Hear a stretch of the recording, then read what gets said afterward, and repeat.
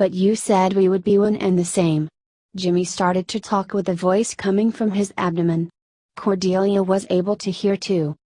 We're one and the same, but I cannot let you harm this woman. Sorry, Jimmy. It's time to split. It's not you, it's me, really. Laughed the serpent. The wind soared stronger than ever in that region. A chanting of different hissing voices commenced in the surroundings, loud enough to make Cordelia tape her ears.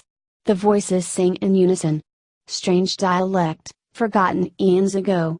They shunt ye, utm jeet boo pound yuga et biak flangle ba bob. Continuously and unceasingly. Jimmy started to feel pain all over his digestive system. The serpent moved his organs while dislocating up to his neck. This is goodbye, Jimmy. My dear vessel. Internal bleeding made Jimmy's body malfunction. The serpent crawled to the outside using the boy's mouth as a passage. With the huge dimensions of the serpent unveiling itself, damaging all his body and cracking his jawbones, Jimmy was dead. Now let's move up to you, shall we? Said the serpent, covered in blood. Upon seeing the great reptile talking in front of her, Cordelia grew pale and paralyzed.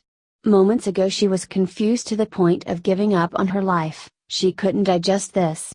The chanting increased and all the dark clouds in the sky moved away, giving space to the stars to shine over that spot.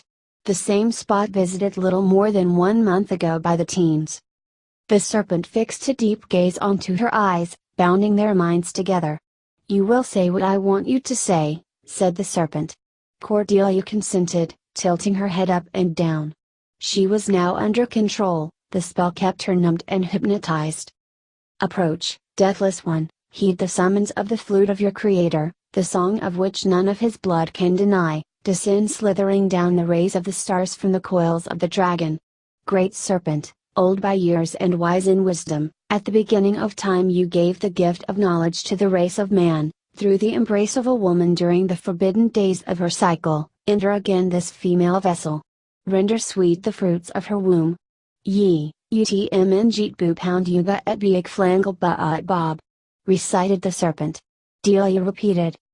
The wind stopped all of a sudden. The hissing voices crawled into the abyss of obscurity. The clouds came back and all was normal again. The great serpent retreated the spell, liberating Cordelia from it, but the girl was no more, she was something completely different now. You're now my bride, Ophelia, and shall use the great knowledge to groom our offspring residing in your womb. Hissed the serpent. Yes, answered Ophelia, standing on her feet again and cleaning herself from the mud and sand.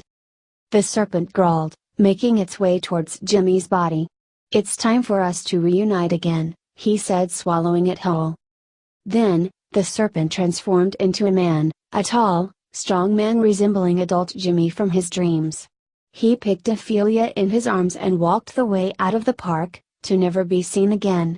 At the same time, a fire broke out in Delia's house. No one survived.